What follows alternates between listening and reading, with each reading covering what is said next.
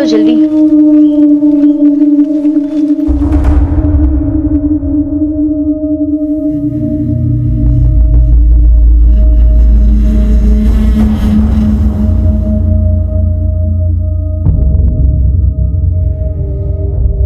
चलो जरा जल्दी चलो, बहुत देर। अरे दीदी संभाल के, और थोड़ा जल्दी जल्दी चलो। आपको पता है ना, शाम को ये रास्ता बहुत खतरनाक हो जाता है। अरे घबराने की जरूरत नहीं है, वैसे भी 1-1.5 घंटे में हम घर पहुंच ही जाएंगे। लेकिन दीदी इस टाइम तो टेम्पो भी समय से नहीं मिलता। अरे मिल जाएगा, आप लोग भी आगे आओ ना दीदी।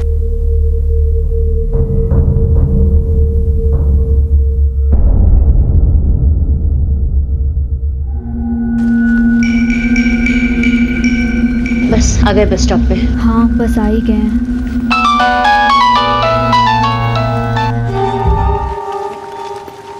हेलो। हाँ निशा, कहाँ हो तुम? हाँ मैं रास्ते में ही हूँ, बस 1-1.5 घंटे में पहुँच जाऊंगी। ठीक है, तुम वहीं रुको, मैं तुम्हें लेने आता हूँ। अरे नहीं नहीं नहीं, इसकी कोई ज़रूरत नहीं है। सब दीदी लोग हैं ना साथ में, बस ऑटो का इंतज़ार कर रहे हैं। बस थोड़ी देर में ही पहुँच जाएंगे। ठीक है।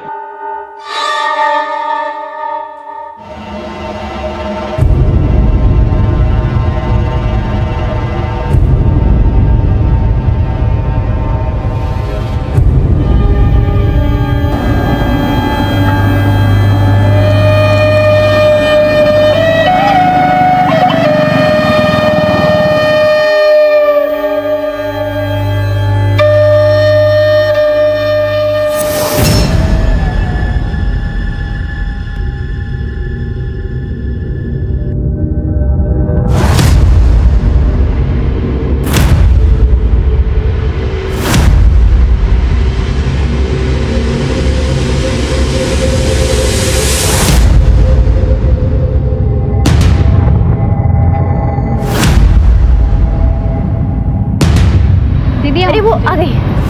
अरे रुकिए रुकिए भैया, रुको रुको रुको रुको भैया। पांची घाट चलोगी? बैठिए। दीदी चलो चलो चलो चलो चलो चलो जल्दी।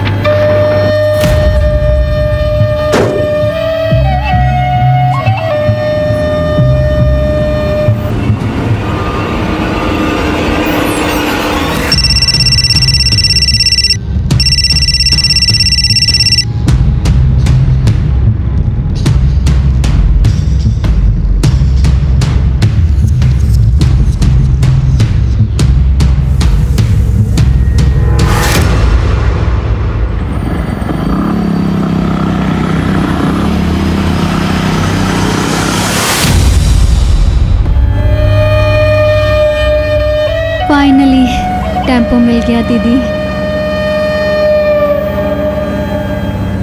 दीदी हमें कल ऑफिस में जाकर इसकी रिपोर्ट करनी होगी। हाँ बिल्कुल, चाहे कोई कुछ भी करे, हमें अपनी जिम्मेदारी निभानी है। क्या आपको लगता है इस मामले में पुलिस हमारी बात सुनेगी? क्यों नहीं सुनेगी, हम जाकर पुलिस में कंप्लेन करेंगे।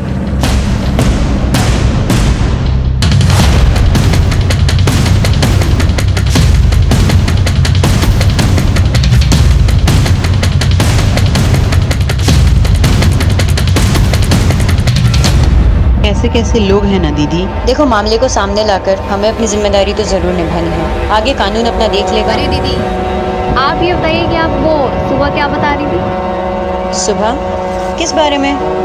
कुछ प्यार के बारे में था शायद।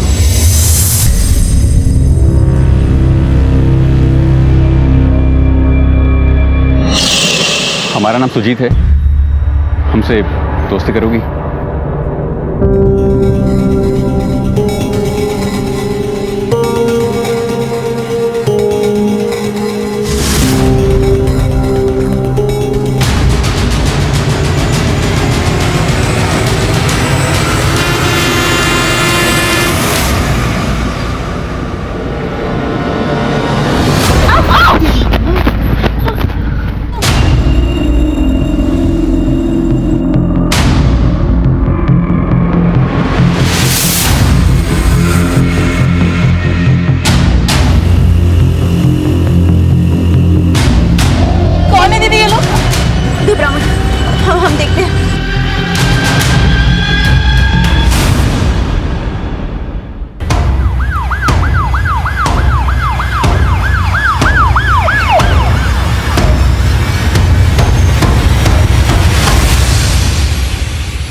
सर हम ही आपको फोन किए थे और ये टेम्पो हम ही चलाते हैं।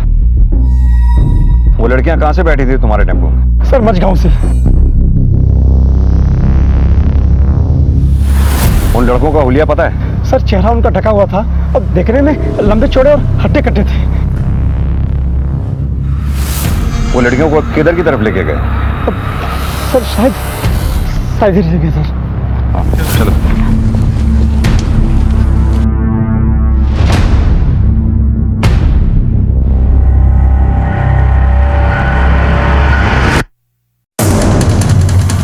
तुम कह रहे थे? सर मेरे टेम्पो में 4 ही लड़कियां चढ़ी थी, मैंने देखा था।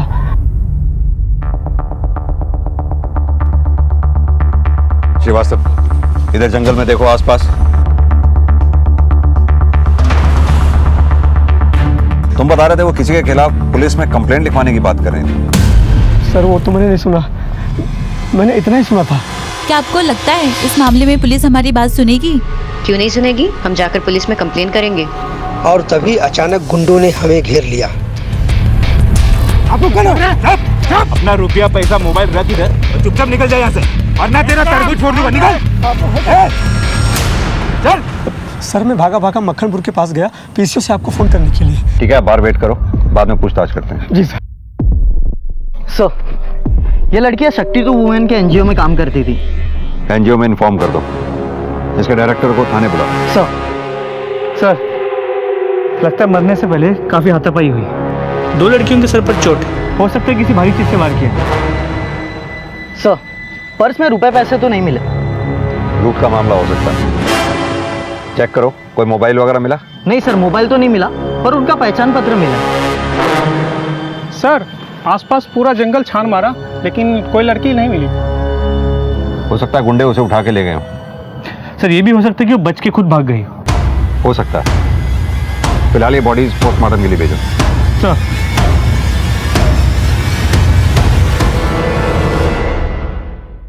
ये ड्राइवर पे नजर रखो, इसके कॉल रिकॉर्ड चेक करो।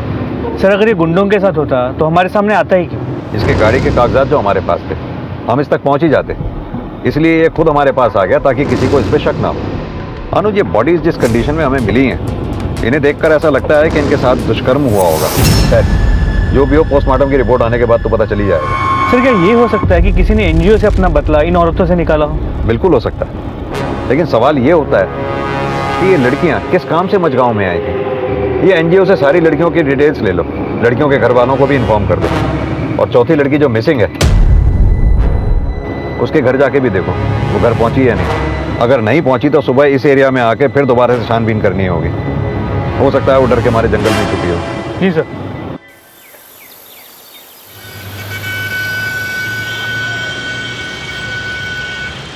बिंदा ठाकुर, इसमें 100% उसी का हाथ है।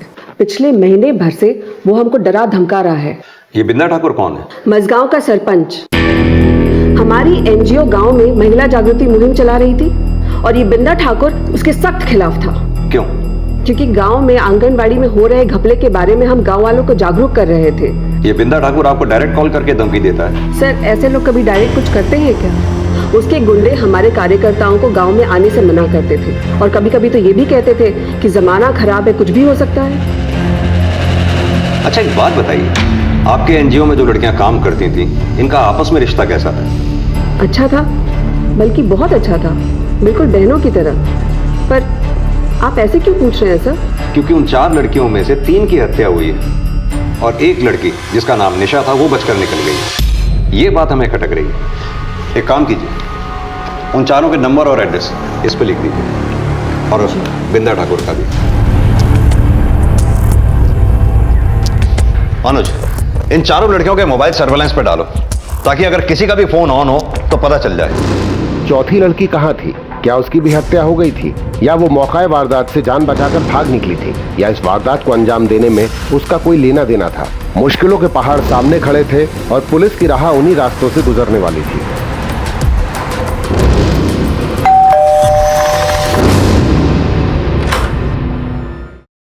निशा का कुछ पता चला? कहाँ है हमारी बिटिया? हम भी उसी की तलाश में। जल्दी ढूंढिए उसे, अगले महीने उसकी शादी है। शादी? किससे? राजू से, दोनों बचपन के दोस्त हैं। हमारी बिटिया ने सोचा शादी से पहले कुछ सामाजिक कार्य कर ले, तो उसने सुधा जी का एनजीओ ज्वाइन कर लिया। राजू ऊंची जाति का है, इसलिए उसके घर वाले इस रिश्ते के लिए तैयार नहीं थे। बड़ी मुश्किल से तैयार हुए हैं, बस 4 ही दिन हुए हैं उसकी सगाई के। अगर राजू के घर वालों को पता चलेगा कि हमारी बिटिया रात भर घर नहीं आई, तो पता नहीं क्या क्या लांछन लगाएंगे उस पर। ठीक है।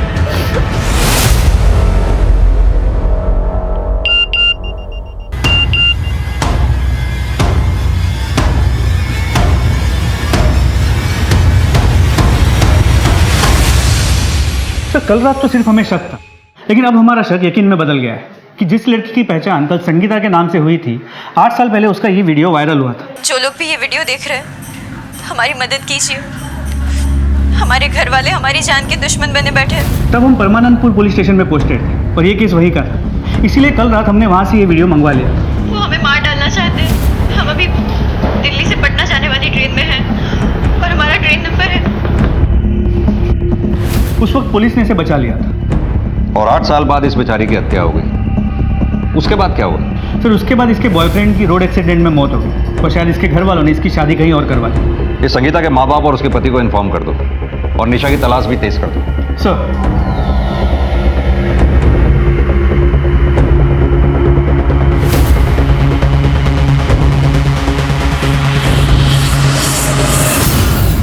हमने चारों तरफ निशा को ढूंढने की बहुत कोशिश की, लेकिन वो कहीं भी नहीं मिली। तो बहुत मुमकिन है कि गुंडे उसे उठाकर ही ले गए और कहीं बंद करके रखा। अनुज, अपने सभी मुखबिरों से इलाके के ऐसे तमाम एंटी सोशल एलिमेंट्स के बारे में पता लगाने को कहो जो उस रात वारदात की जगह के आसपास देखे गए हों। खासतौर से बिंदा ठाकुर के आदमियों को भी, क्योंकि फिलहाल तो शक की सुई बिंदा ठाकुर के आसपास ही घूम रही है, लेकिन उस पर हाथ डालने से पहले पुख्ता सबूत चाहिए हों। जी सर।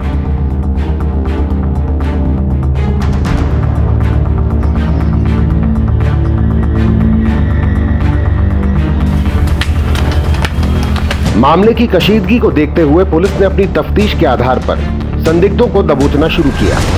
सर, आपका शक सही था।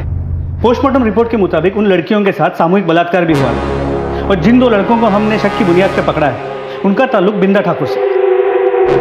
महिलाओं के अधिकारों के लिए लड़ने वाली शक्ति टू वुमेन एनजीओ की 4 महिला कार्यकर्ताओं के साथ मझगांव में घिनौना अपराध। मारने से पहले किया गया था सामूहिक बलात्कार। 4 में से 3 मृत घोषित, जिसमें से 1 की तलाश अभी भी जारी है।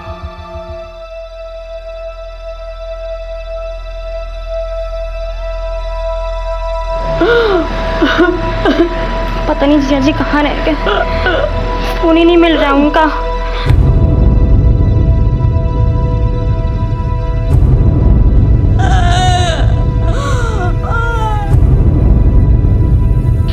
अभी तो हमारी संगीता की जिंदगी में सब कुछ संभला था और ये क्या हो गया भगवान।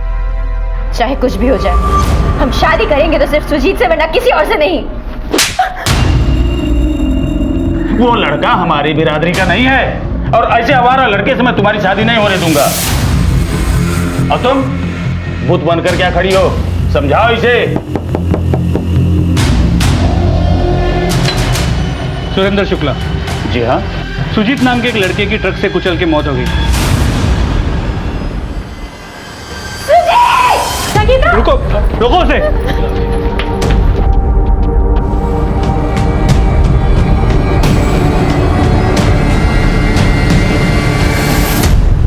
लाश की हालत काफी खराब है, थोड़ा संभाल के देखिएगा।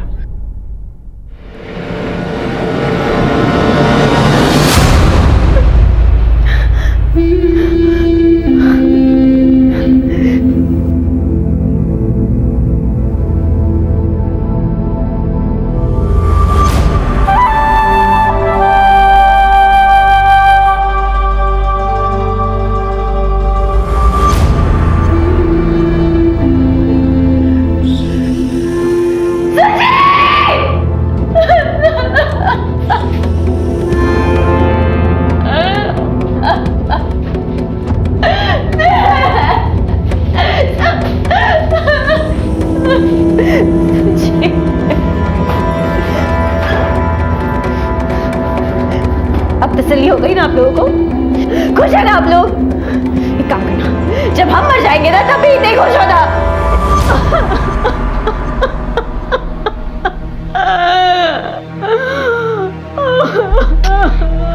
पापा, हम खुद ही देख के आते हैं जीजा जी को।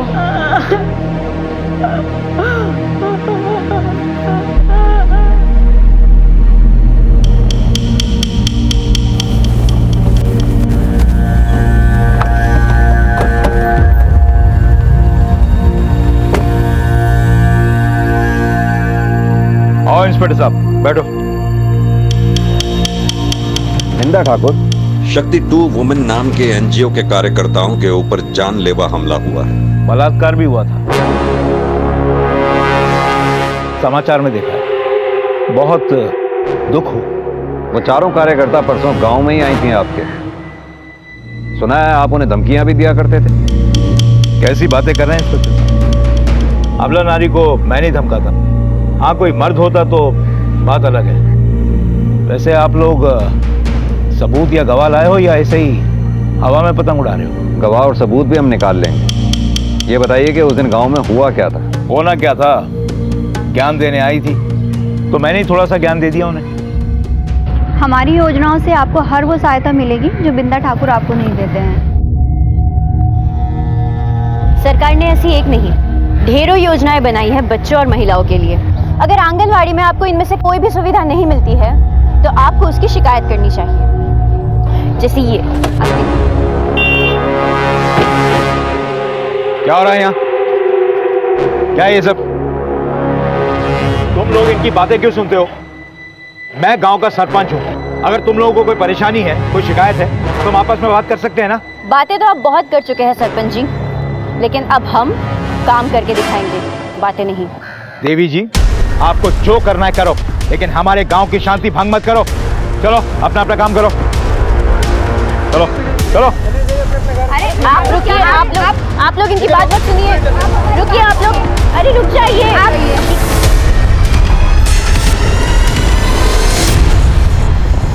अब आप ही बताइए कि गांव में शांति बनाए रखने की जिम्मेदारी तो हमारी हुई ना इंस्पेक्टर साहब। इसलिए आप जाइए और जो खो गई है लड़की उसे खोजिए, शायद वो जिंदा हो। अगर मेरी कुछ मदद की जरूरत हो तो मैं यहीं मिलूंगा। हो सकता है हमारी और आपकी अगली मुलाकात जेल में ही हो।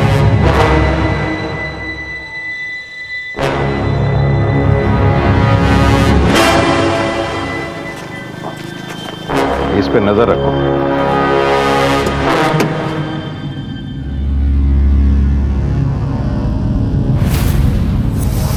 मझगांव सामूहिक हत्या और बलात्कार के मामले में पुलिस ने अपने शक के घेरे में आए हुए हर एक संदिग्ध पर नजर बनाए रखी।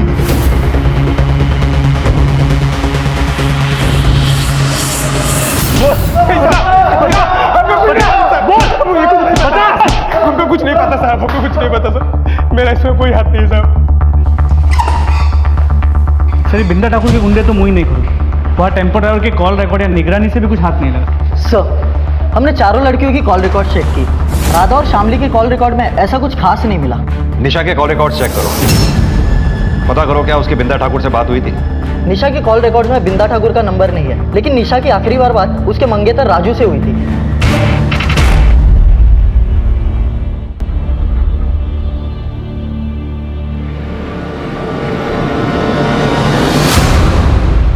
जिया जी, एक सेकंड।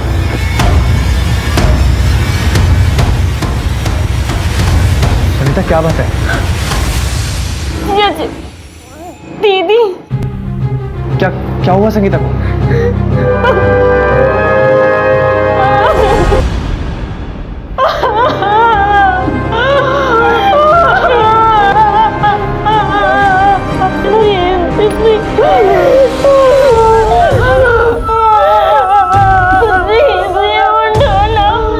सर, इनको सर ने बुलाया।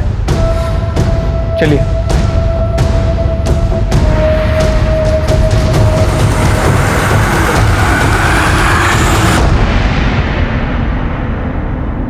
कैसे पति हैं आप? हमने संगीता के कॉल डिटेल्स चेक किए। पता चला पिछले 15-20 दिन से आपने एक बार भी संगीता से बात नहीं की फोन पे। आखिरी बार कब बात हुई थी आपकी संगीता से? 20 दिन पहले। क्यों? क्योंकि पिछले 20 दिन से वो घर नहीं आई थी। तो फिर कहाँ रह रही थी? सर वो अक्सर एनजीओ के काम से बाहर जाया करती। हमारी एनजीओ के डायरेक्टर से बात हुई थी। उन्होंने बताया कि एनजीओ की लड़कियां 3 दिन पहले मिर्जापुर गांव गई थी। उससे पहले संगीता कहाँ रह रही थी? सर मुझे नहीं पता। क्या मतलब नहीं पता? आप पति हैं उसके। पिछले 15-20 दिन से बीवी आपके घर नहीं पहुंची है। आपने एक बार भी फोन करके यह पता करने की कोशिश नहीं की कि आपकी बीवी है कहां पर। मुझे तो आपको देखकर लगता भी नहीं कि आपको बीवी के जाने का जरा सा भी दुख है। सर दुख तो तब होता जब कुछ अच्छा होता। दरअसल इन दिनों हम लोगों के बीच में कुछ अनबन चल रही थी। श्रीकांत, हम अब आपके साथ और नहीं रह सकते। हमने बहुत कोशिश की ये रिश्ता निभाने की, लेकिन हम कब तक ढोंग करते रहे। 1 महीने पहले तो सब कुछ ठीक था, लेकिन पिछले 1 महीने से देख रहा हूं कि तुम अचानक बदल गई हो। ठीक है, अभी आप जा सकते हैं।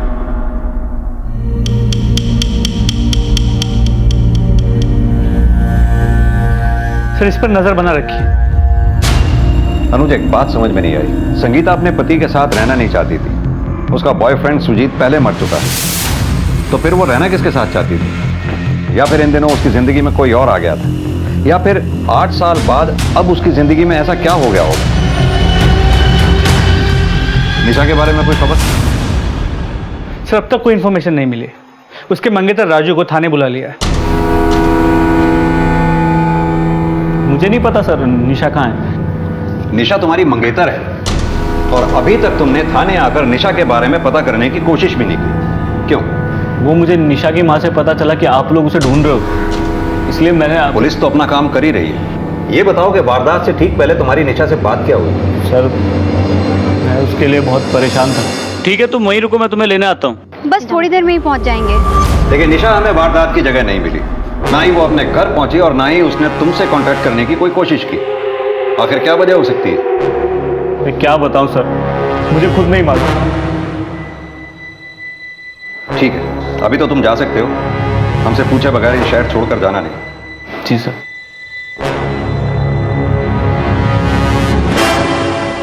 लड़का कुछ ज्यादा ही सीधा लग रहा है, निगरानी रखो इसमें।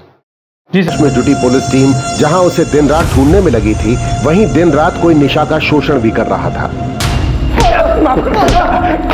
सर हमने कुछ नहीं किया है, हम सच बोल रहे हैं। सर ये बिंदा ठाकुर के गुंडे तो अपने पुराने बयान पे ही डटे हुए। हो सकता है कि उनका इस केस में कुछ लेना देना हो ही, लेकिन फिर भी अभी इन्हें डिटेन करके ही रखो। जी सर। इसके अलावा राधा और शामली के घर वालों से भी बात हुई। उनके कॉल रिकॉर्ड से भी इस केस को कोई नई दिशा नहीं मिली। टेम्पो ड्राइवर से भी कुछ हासिल नहीं। बिंदा ठाकुर ने उन्हें धमकी तो दी थी, लेकिन इस केस में उनका कोई हाथ हो, अब तक ऐसा कोई भी सुराग नहीं मिला। अनुज, पता लगाओ कि इस एनजीओ ने सिर्फ बिंदा ठाकुर से ही दुश्मनी ले रखी थी या कोई और भी था जिससे इनकी दुश्मनी थी? नहीं सर, हमने इस दिशा में भी टटोला है, ऐसा कुछ नहीं। यानी कि अब निशा के सुराग मिलने पे ही ये डिपेंड करता है कि हमारे इन्वेस्टिगेशन की दिशा क्या हो। बेटा अभी तक आप सोए नहीं? चलो सो जाओ जल्दी से फटाफट। मुझे मम्मी की याद आ रही है। हम भी आपकी मम्मी जैसे हैं ना। चलो अभी आप सो जाओ, फिर कल हम मम्मा के पास चलेंगे, ठीक है? चलो गुड बॉय, सो जाओ आराम से। हाँ, गुड नाइट, बाय।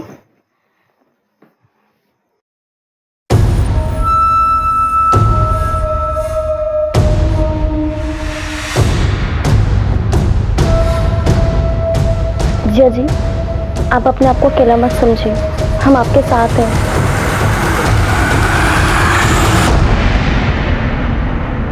तो संगीता के कॉल रिकॉर्ड्स में ये कई ऐसे नंबर हैं जो सिर्फ 4 से 5 दिन या 1 सप्ताह इस्तेमाल करके बंद कर दिए गए, और ये सभी नंबर्स किसी सिद्धार्थ वर्मा के फेक आईडी पे रजिस्टर है। अनुज, पता करो ये सिद्धार्थ वर्मा के नंबर्स बाकी 3 लड़कियों के कॉल रिकॉर्ड्स में भी हैं क्या? जी सर। और लोकेशन? सर संगीता की लोकेशन ज़्यादातर बनारस का बाग रोड इलाका रहा है, लेकिन इन फेक नंबर्स की लोकेशन हमेशा अलग अलग रही। लेकिन एक ऐसा लोकेशन है जहाँ से ये सिद्धार्थ वर्मा संगीता से करीब 8 से 10 बार बात कर चुका है। और वो लोकेशन कौन सी है? दीनापुर।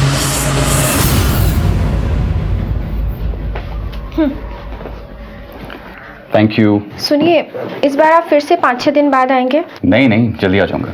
तुम्हें कुछ जरूरत होगी तो बताना, मैं वहीं से अरेंज कर दूंगा। लेकिन कोशिश कीजिएगा कि जल्दी आ जाए। पक्का। सर जिन फेक नंबर से संगीता की बात हुआ करती थी, बाकी तीनों लड़कियों के कॉल रिकॉर्ड्स में उनमें से कोई भी नंबर नहीं है। यानी तुम्हारे कहने का मतलब है उन फेक नंबर से सिर्फ संगीता की ही बातचीत हुआ करती थी? जी सर, और संगीता के मोबाइल लोकेशन के हिसाब से उसका घर यहाँ आगे संतोष नगर में।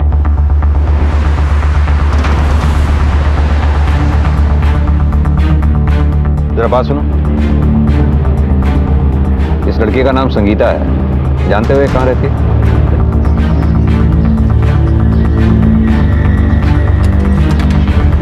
ताला लगा हुआ, जरा पड़ोस में पता करो ये घर किसका है।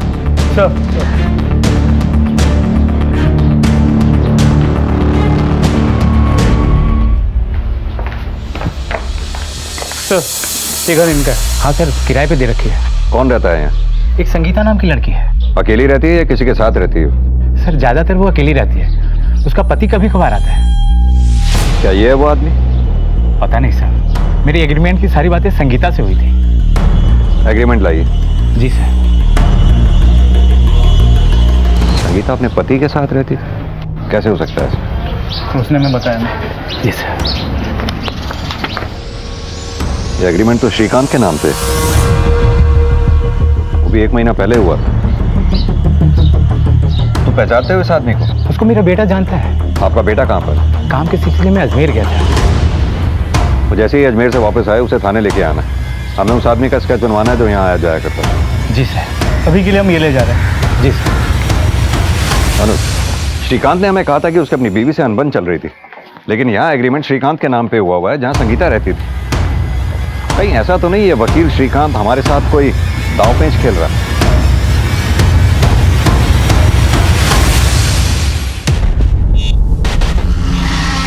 घर जल्दी आइएगा, हम पहना देते हैं। रहने दीजिए, हम कर लेंगे।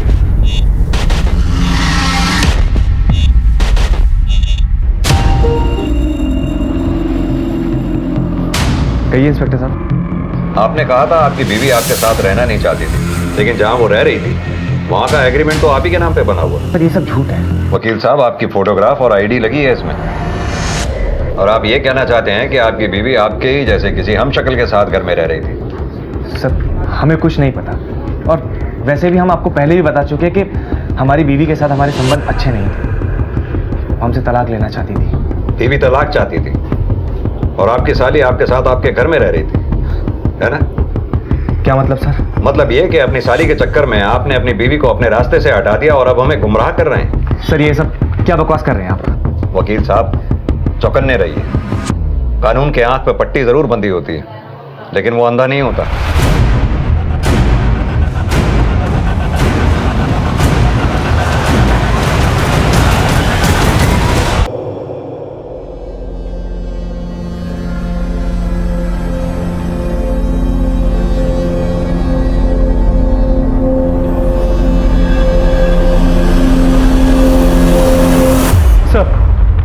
संगीता के नए घर में जिस आदमी को आते हुए देखा गया था, ये उसकी स्केच तैयार हुई है। ये स्केच हमने मकान मालिक के बेटे की मदद से तैयार किया है। अनुज, अगर दाढ़ी श्रीकांत के लगा दी जाए तो क्या वो इस आदमी जैसा दिखेगा? नहीं, यह आदमी तो कोई और ही है। तुम ठीक तो?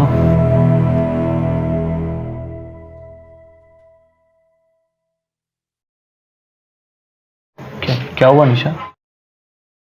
मुझे डर लग रहा है राजू। निशा, अब डरने की जरूरत नहीं है, तुम सेफ हो। मुझे तुमसे डर लग रहा है। मुझसे क्यों? तुम मुझे छोड़ तो नहीं दोगे ना? निशा, तुम ये फालतू की बातें सोचना बंद करो। तुम्हें आराम की जरूरत है। हाँ, तुम आराम करो।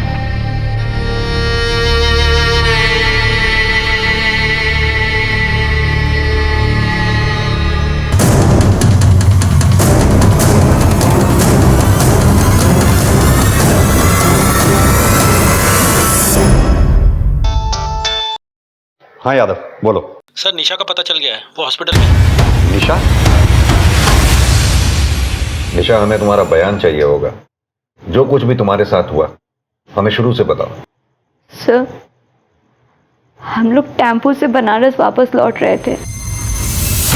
वहाँ पर सिर्फ कुछ गुंडे आए और हमें चारों तरफ से घेर लिया और टेम्पो के ड्राइवर को भी वहाँ से भगा दिया उन लोगों ने। लड़की को लेके अंदर चलो। दीदी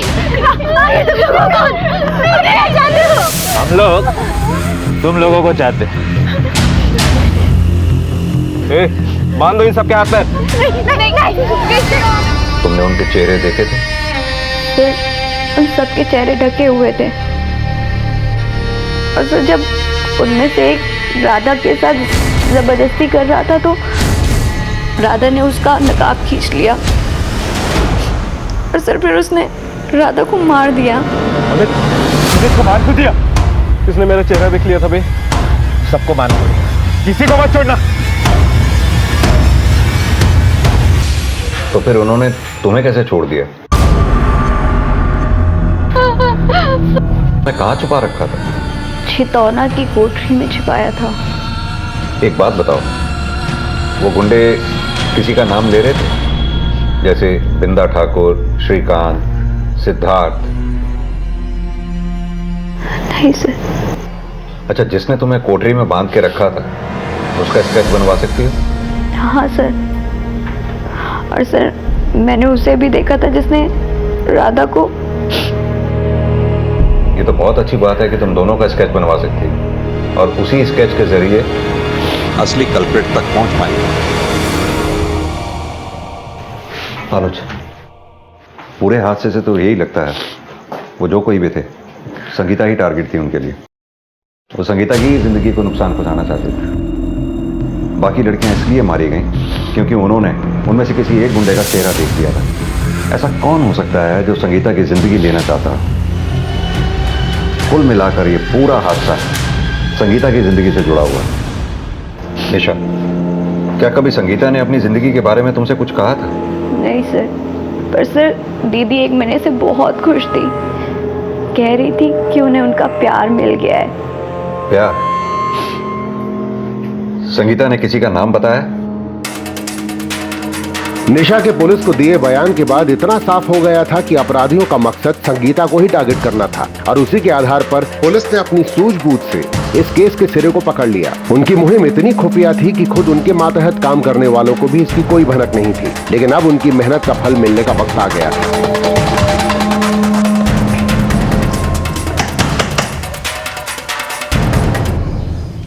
क्या बात है साहब? आपका बेटा कहाँ है? आप ऐसे कुछ नहीं बताएंगे। यादव, इन्हें थाने लेकर चलो, वहीं बात करेंगे इनसे। साहब बात क्या वो तो बताइए साहब। आप ऐसा नहीं कर सकते साहब मेरे साथ। हम बहुत कुछ कर सकते हैं। आपकी उम्र का लिहाज कर रहे हैं हम। बैठाओ इन्हें गाड़ी में। साहब गलती क्या है मेरी?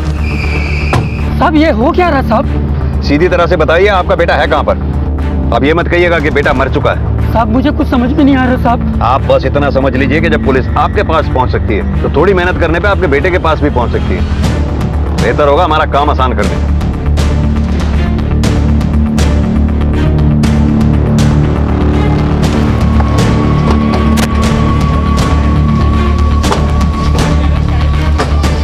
कौन सा है घर?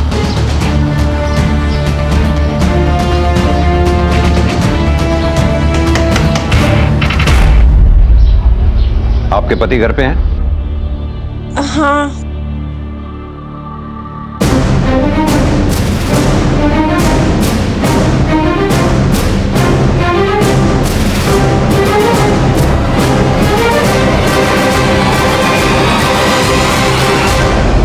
आठ साल पहले जो आदमी मर चुका था उसका पुनर्जन्म देखकर बहुत अच्छा लगा। सिद्धार्थ वर्मा और सुजीत।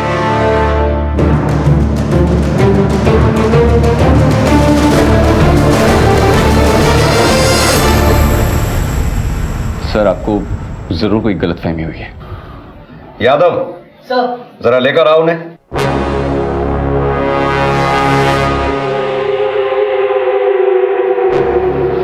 पापा।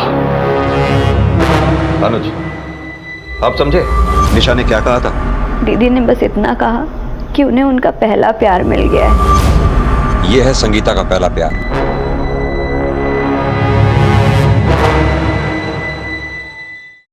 भाई, हमें तेरी कहानी एकदम शुरू से सुननी है। तू 8 साल पहले मर गया था ना, फिर दोबारा जिंदा कैसे हो गया? सर, हम और संगीता 8 साल पहले एक दूसरे से बेहद प्यार करते थे, लेकिन हमारी बिरादरियां अलग थी। उसके घर वाले नहीं माने, तो एक दिन हम दोनों घर से भाग गए और हमने मंदिर में शादी भी कर ली थी। लेकिन उस वक्त संगीता नाबालिग थी, तो उसकी किडनैपिंग का केस हम पर लग गया और उसके बिरादरी वालों से भी हमारी जान को खतरा था। तो हमारे पापा ने हमारी जान और हमारा फ्यूचर दोनों बचाने के लिए हमें यहाँ से भगा दिया और एक रोड एक्सीडेंट में कुचली हुई लावारिस लाश को हमारी लाश बताकर हमें कानून और उन लोगों से बचा लिया था। और मैंने उस लावारिस डेड बॉडी पे सेम अपने जैसा टैटू भी बना दिया था। तो तूने संगीता और एनजीओ की बाकी लड़कियों की हत्या और बलात्कार क्यों करवाया? सर, हम तो अपनी दूसरी जिंदगी में बेहद खुश थे। सर, हमने तो शादी भी कर ली थी, बैंक में अच्छी नौकरी भी लग गई थी, लेकिन फिर जब हमारा ट्रांसफर दिल्ली से यहाँ बनारस होने लगा तो अपना चेहरा छुपाने के लिए हमने दाढ़ी मूंछ रखना शुरू कर दिया ताकि कोई हमें पहचान न सके। फिर एक दिन बाजार में संगीता ने हमें पहचान लिया।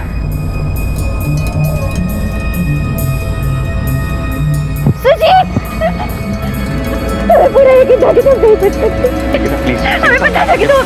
थोड़ा धीरे बोलो प्लीज। हम सब हमें जानते हैं, लेकिन वो चुप ही नहीं हो रही थी, तो उसे लेकर मैं अपने दोस्त के यहाँ चला गया। तुम्हारी मौत की खबर के बाद हम जिंदगी से हार गए थे। मेरे माँ बाप ने जहाँ मेरी शादी करवाई, मैंने उसी को अपनी किस्मत मान ली। लेकिन अब ऐसा नहीं होगा। अब हम तुम्हारे साथ ही रहेंगे, उस घर में वापस नहीं जाएंगे। और वैसे भी हमारी शादी तो आज से 8 साल पहले ही हो चुकी थी ना। संगीता, वो हमारा बचपना था, लेकिन अब हालात बदल गए हैं ना। जब हम नहीं बदले, तुम नहीं बदले, तो हालात कैसे बदल गए? वो अब हमसे रोज मिलने की जिद करने लगी, और रोज रोज तो किसी दोस्त के यहाँ पर नहीं मिल सकते थे, इसलिए हमने एक कमरा किराए पे ले लिया। संगीता ने अपने पति श्रीकांत के नाम से एग्रीमेंट बनवा लिया था, लेकिन फिर वो हमसे शादी की जिद करने लगी। तो तूने उसे बताया क्यों नहीं कि तू शादीशुदा है? बताया था सर, लेकिन उसे कोई फर्क ही नहीं पड़ा। हम एक काम करते हैं, हम हमारे पति से तलाक ले लेते हैं और आप अपनी पत्नी से तलाक ले लीजिए। फिर हम दोनों साथ में कहीं दूर जाकर घर बसाएंगे। और एक दिन फाइनली वो अपने पति को छोड़कर हमारे पास आ गई। उसने हमें बताया कि वो अपने पति को तलाक के बारे में बोलकर आई है, लेकिन हम अपनी पत्नी को नहीं छोड़ना चाहते थे, इसलिए एक एक दिन करके हम उसे टालते रहे। फिर एक दिन उसने हमें बिंदा ठाकुर के बारे में बताया। बिंदा ठाकुर खुद को लोगों का बहुत बड़ा हमदर्द दिखाता है, पर जब हमने उसके काले करतूतों पर से पर्दाफाश करने की कोशिश की तो उसने अपने लोगों के जरिए हमें जान से मारने की धमकी देनी शुरू कर दी।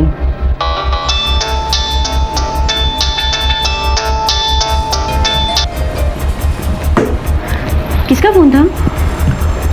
किसी का नहीं। तुम्हारी बीवी का फोन था ना? तुमने उसे अब तक हमारे बारे में नहीं बताया। एक काम करते हैं, हम उसे बता देते हैं। उस दिन हम सच में बहुत डर गए। हमें लगा अगर किसी दिन अगर संगीता ने हमारी पत्नी को सब कुछ बता दिया तो हम तो बर्बाद हो जाएंगे, हमारे सारे पुराने राज खुल जाएंगे। हम 2 कश्तियों पर सवारी नहीं कर सकते थे। तब हमें बिंदा ठाकुर की धमकी याद आई। हमने सोचा कि अगर कुछ लोग संगीता पर हमला कर दें तो हमें संगीता से छुटकारा भी मिल जाएगा और वो इल्जाम बिंदा ठाकुर पे जाएगा। ये संगीता है, इसका बलात्कार करना है, और ऐसा नहीं लगना चाहिए कि तुम सिर्फ इसी का रेप करने के लिए गए हो। हर लड़की का रेप होना चाहिए। काम हो जाएगा। हमें लगा अगर उसकी इज्जत ही लूट जाएगी तो वो शर्म से खुद ही आत्महत्या कर लेगी। हमारा उसे मरवाने का कोई इरादा नहीं था सर, लेकिन हमने जो कुछ भी किया वो सिर्फ अपने परिवार को बचाने के लिए किया सर। कितने सुंदर विचार हैं तेरे। अगर अपने परिवार को बचाने का इतना ही ख्याल होता तो दोबारा संगीता से मिलता ही नहीं, और अगर मिलता भी तो संगीता को अपनी शादी बचाने की सलाह देता, पर तू तो उसका फायदा उठाना चाहता था। दरअसल तेरी प्रेम कहानी में तूने कभी संगीता से प्यार किया ही नहीं, संगीता ने तुझसे प्यार किया। अनुज, मौत का झूठा नाटक रचने के आरोप में इसके बाप को भी गिरफ्तार करो। सड़ेंगे दोनों जेल में। सर, सुजीत के इकबालिया बयान के बाद पुलिस ने हर मुजरिम को घसीटकर सलाखों के पीछे कर दिया। संगीता से पीछा छुड़ाने के लिए उस सुजीत ने बड़ा ही गलत कदम उठाया, जिसकी कीमत संगीता को अपनी जान और आबरू देकर चुकानी पड़ी। याद रखिए, जिंदगी में कई मोड़ आते हैं, लेकिन एक बार रास्ता चुनकर आगे बढ़ने के बाद पीछे पलटने से पहले सभी पहलुओं को गौर से देख लेना चाहिए।